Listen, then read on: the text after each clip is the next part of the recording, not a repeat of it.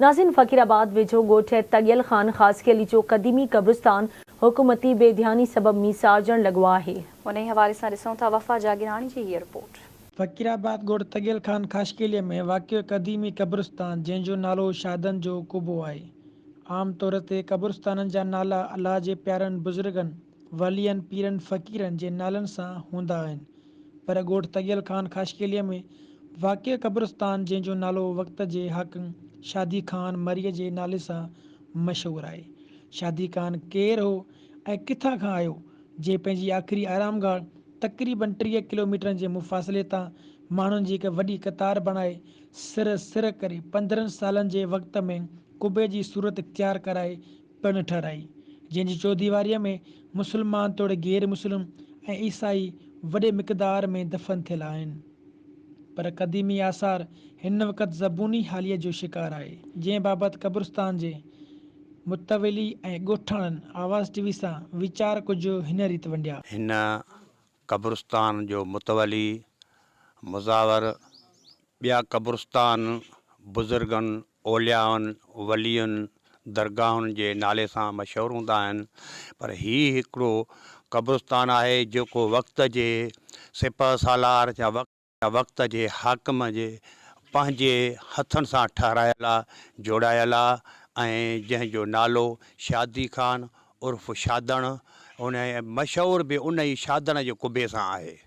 ऐं हीउ जेको आहे हिन कुबे में तामीरात में तक़रीबन 10-15 साल लॻा, जेके खोड़नि खां सिरूं आयूं ऐं सिरुनि जी जेको आहे रूफ वांगुरु कटाई आहे। ऐं इहो जेको आहे मीरनि ऐं कलोड़नि जे दौर सां जे कौॾ जी किले जे तारे जेके आहिनि सिरूं आहिनि उन्हनि सां मुशाबित रखनि थियूं। इहो जेको आहे ठहियो आहे उन वक़्तु सहुलनि जी अणाठ हूंदी हुई, पोइ इहे खोड़नि खां सिर जेका आहे सिर हथ में आई, माण्हुनि हिते पहुचाई, उन खां बाद में इहा तामीरात जो सिलसिलो। सभिनी सां मुतालबो इहो ई कंदासीं त ख़ुदा हिननि क़ब्रिस्ताननि ऐं मक़बरनि इन्हनि जी मालिकी कई वञे।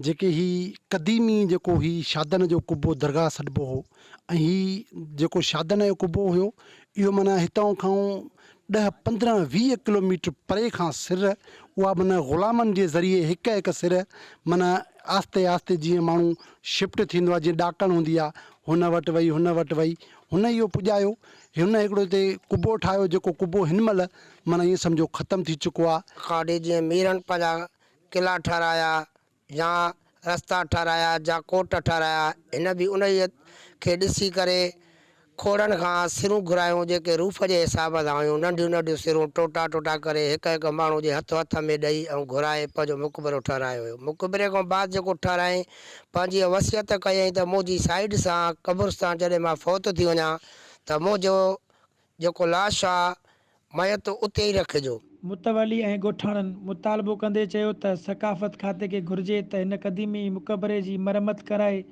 क़दीमी आसारनि खे बचायो वञे। कैमरामैन मीर जागिरानी सां गॾु वफ़ा जागिरानी, आवाज़ टीवी न्यूज़, फ़कीराबाद।